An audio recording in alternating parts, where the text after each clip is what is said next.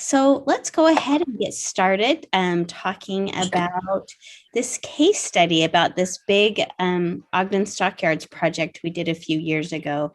So if you guys could go ahead and mute your mics, so then we don't have any background noise coming in, that would be great. And we will go ahead and get started. I'm excited to talk about this really fun project. Um, so one thing that I, you know, I was trying to add up time of when we started this project, and I think it was about four years ago, maybe a little bit longer ago.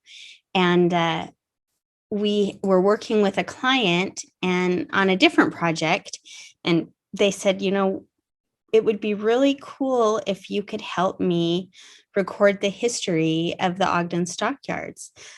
We're here in Ogden, Utah, and the stockyards it was a huge place where people went to exchange, sell, and buy cattle and all kinds of, cattle, sheep, and different things. And there was an exchange building, and it was just a really hopping place. Back, I think, it kind of started probably around the turn of the 1900s.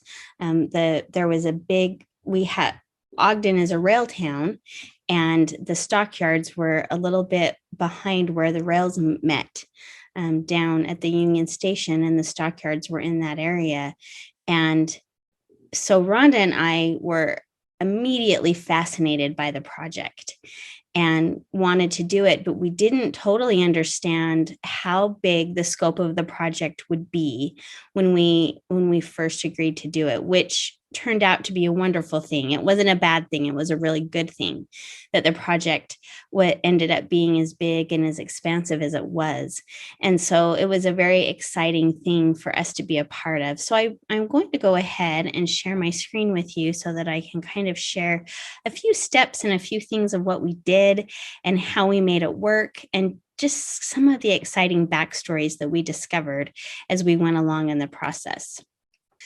So what I want to talk about is just how you start a big project and some of the things that go into it, and things that we didn't think about or that we didn't realize that were a part of the project that really made it kind of spectacular and fun to work on, and still fun to think about even now.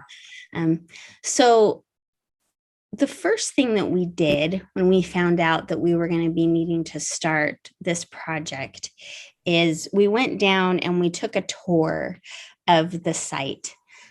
We grabbed our husbands and we grabbed our cameras, and we went down and just looked all over the area that we would be, sharing the history of.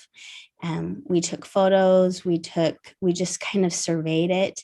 There were a couple of people that had been working there, that had been hired by the property owner to kind of start clearing the area, because the property was going to change hands, and the city has been doing a lot of improvements down there. And so we were able to kind of look around and be guided by a couple of the people that had been working down there, and they had a lot of really great stories to tell. And so I took a lot of notes, and we took a lot of photos, so that when we got back to where we were actually working, we would have a frame of reference. And I referred to those early notes that I took that very first day, and the photos many, many times as we were trying to kind of wrap our minds around the project that we were doing.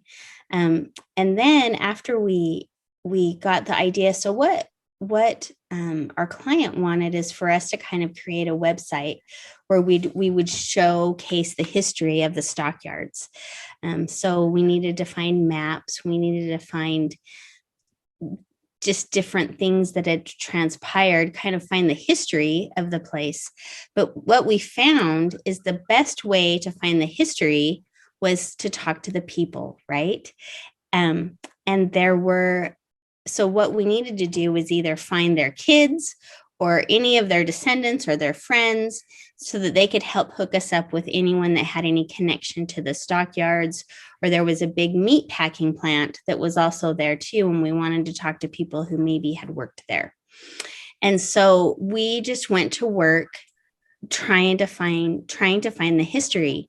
And I have to say, I had said at the beginning, before this started, I was a newspaper reporter before I started doing the work of telling people's stories, kind of more exclusively. And I developed a love for oral history doing the Stockyards Project, because the best way for us to capture the history of this area was by just talking to people and hearing their stories and hearing all of the many different accounts of things that had gone on. So there's some questions that you ask yourself when you're starting a big project. Where do you start with a project, a big project that seems a little daunting and overwhelming? Well, you start at the beginning, and then sometimes you start at the middle, and then you go back to the beginning, and you fill in the gaps and the holes as you go. So we had to kind of figure out, what is the scope of this project? And we were led, one of our immediate answers we were led to was that we needed to capture oral histories as much as we could, and then transfer those oral histories into written words and articles and stories.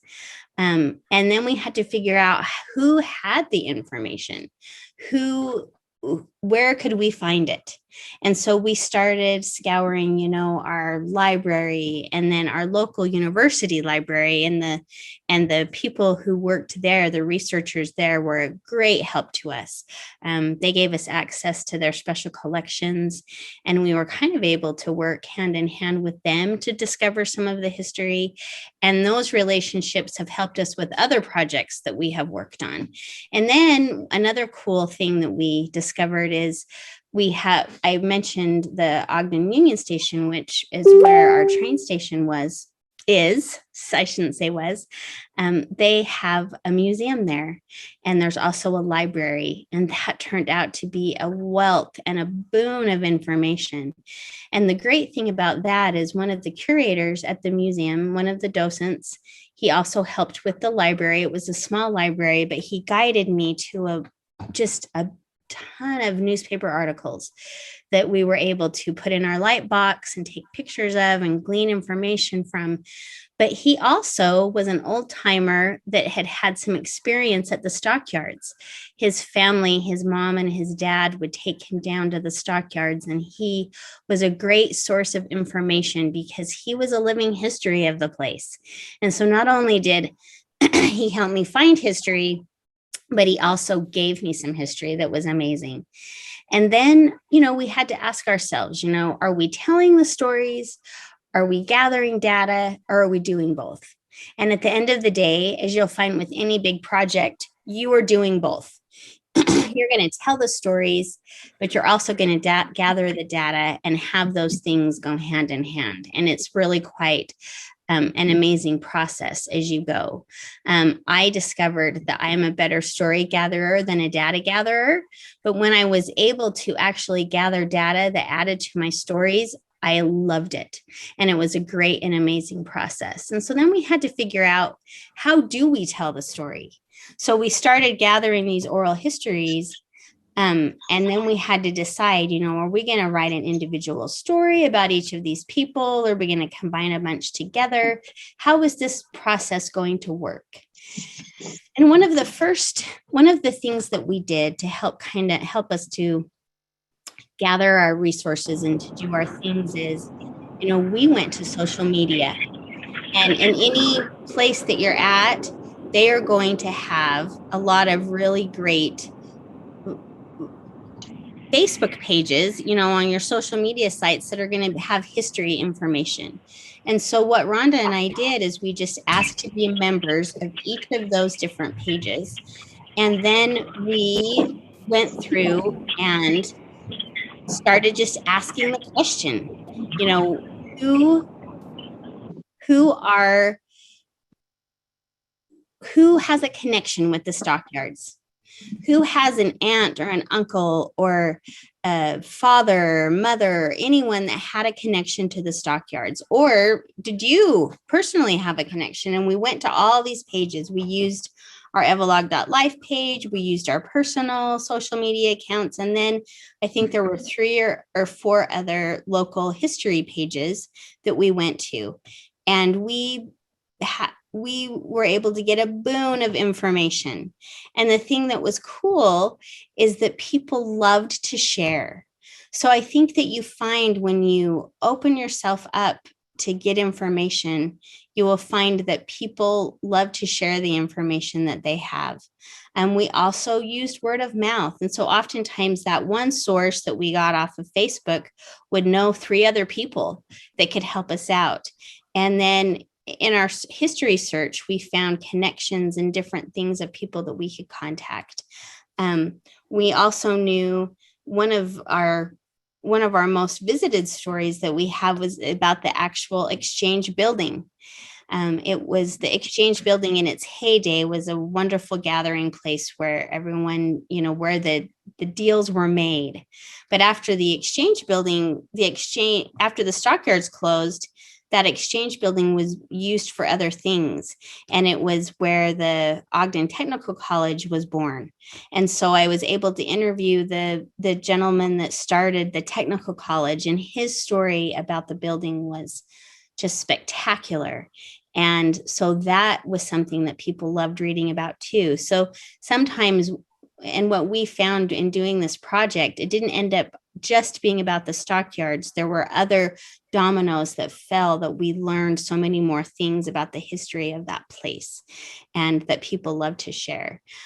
Even doing a Google search can be very helpful. Look on social media and do a Google search and just see what you can find. And it doesn't take long for you to figure out if a source is credible or not credible.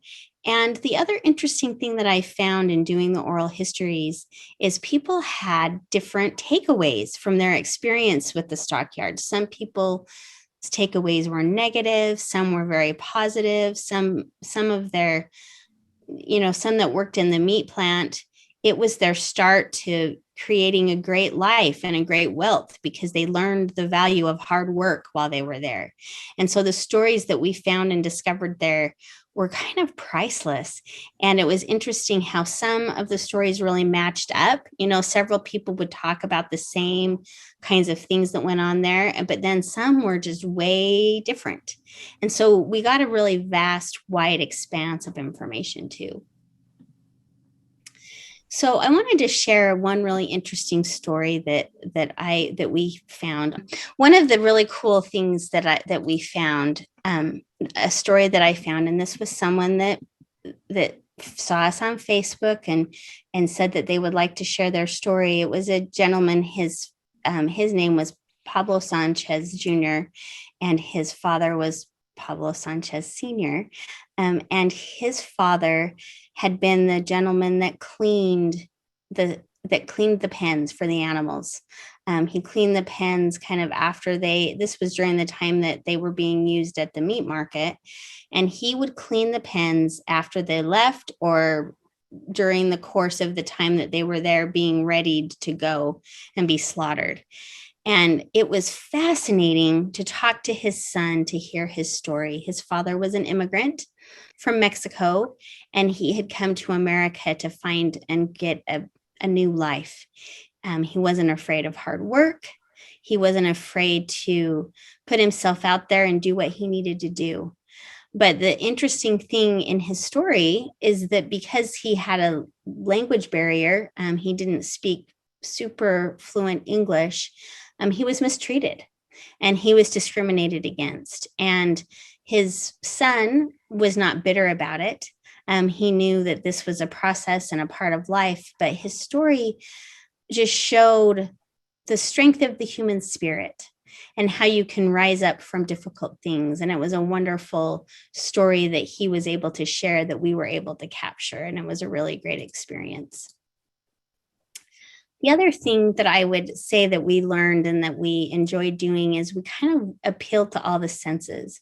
So when people are reading, people love history of places. They love the history of the people, they love the history of the buildings, they love all of the parts. But we needed to make sure that we were covering everything. That not only did we have the stories and the people, but we also had history of the buildings. We had maps, we had guides, we had a way for people to be able to understand everything that was happening at the stockyards. So we had to cover all of our bases, which for me, I'm more of like a words and a people person. I want to know about the people. So Rhonda and I had to take a step back and say, oh, but we also need to meet the needs of other what everyone will love and enjoy. So I still get the business still gets a lot of phone calls about the stockyards and the website that we created. And one of the things that they ask about a lot are the maps.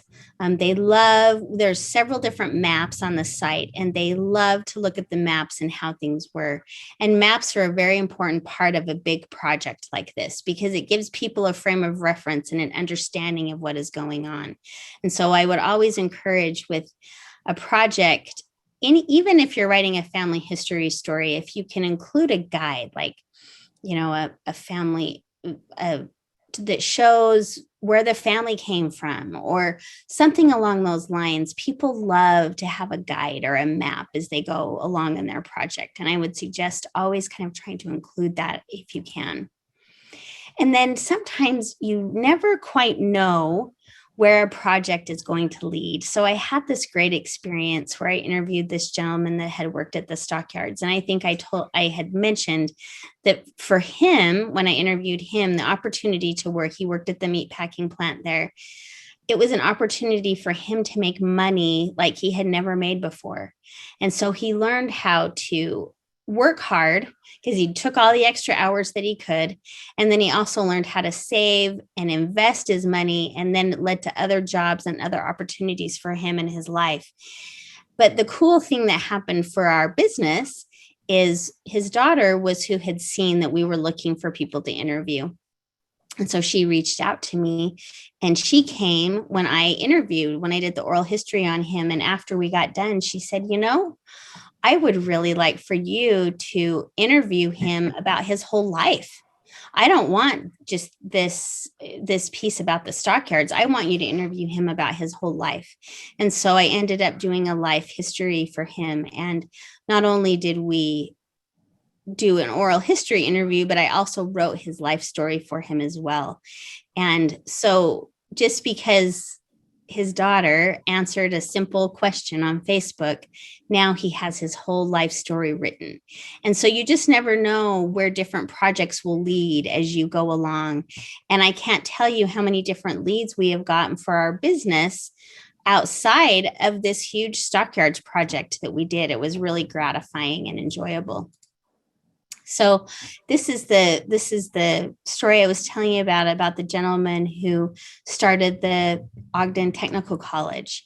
The story that we told of him, I wrote the story about 4 years ago, and it's been sitting on our stockyard site. And he passed away a couple of weeks ago. And he was a public figure in our community. And when they were researching him to get information about him, they found the article that I had written. And they were able to tell more of his story from that information. And his family has reached out and contacted me and just thanked me. Even though they enjoyed the article when it came out a few years ago, they loved what they saw and remembered now. And so sometimes you don't know the impact that these stories are going to have over the course of time. And it's pretty amazing and incredible. So I want to share with you a little bit. I want to share the website with you so you can kind of look and see the project that we created when we did this. So let me share my screen again. Okay, so this is our Ogden Stockyard site. And as you can see, we have these different categories. So we talked about the place, the geographical place. We talked about the people, which was a bulk of what I worked on was the people. And I did a lot of research on the history and then we talked about the what was produced, the industries, and as you can see, and then how it is today, what's happening with it now. And so we just followed that whole project as it went, and we found so many incredible stories about people and just about the human spirit. So I wanted to show you a little bit. With these people, we had all of these different articles with people who had been touched in some way with the stockyards and what they had done. And so these are different people that went through the history of what was going on down there at that time. And a lot of colorful information, a lot of really fun things. And then we had people who only knew a little bit. They didn't know a lot.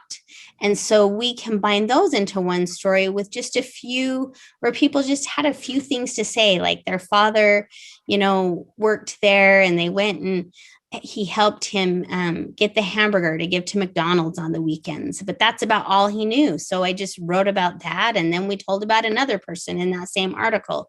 And so there was just a lot of really great snippets of information that we just loved being able to gather and glean. That was very fascinating. And there's still more work that we would like to go back and do and revisit. As you can see, we have things, that are coming, but we had to put some things on the back burner just because of funding and different things. And so for Rhonda and I, it's our goal to be able to go back and add all of these things, to it so that it completes the full circle. But we're so delighted and thrilled with the story that we got, with the story that we were able to tell and what we were able to do. It was a gratifying and wonderful experience. And it really helped to set us up for the future, for what we would want to do over time with our business. We came to realize that oral history was a place that we loved to be in, and we wanted to tell the oral history of people. We came to realize that we loved writing about places, not just about people, and how to really research things. So what I would say is when you're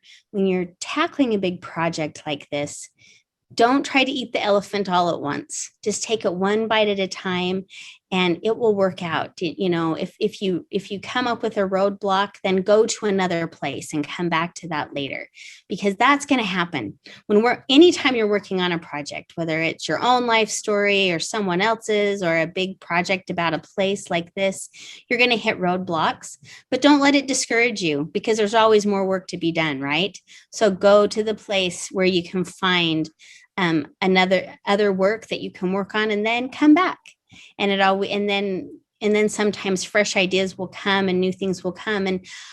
And one experience I had with this project, I had heard the story of this person that I really wanted to capture.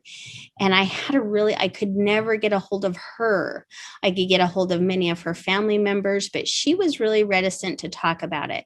So I had her permission to share what I had interviewed other people about. And so instead of it gave me a lot of heartburn though, because I wanted to talk to her, but it turned out it just wasn't in the cards. So I had to go with the information that I had. And now I have a great relationship with the daughter-in-law, and she gave me a great piece of history that we were able to use and share. And so I would say, go with what you have and try not to get discouraged and keep at it, because the knowledge that you have and that you receive will be priceless for the future. And you don't know how many other people's lives you will touch. So I hope that you will, I'm going to go ahead. I'm going to put the address of this Stockyards page, and you can kind of go and maybe I'll put it in the chat. And if you choose, you can go and check it out a little bit, because I think that you will really enjoy that process if you can do it. So I'm just trying to put this in here, and you can check it out if you'd like to learn more about what we did and read some of those stories, because even though you may not have a connection to the stockyards, those stories that are there are amazing.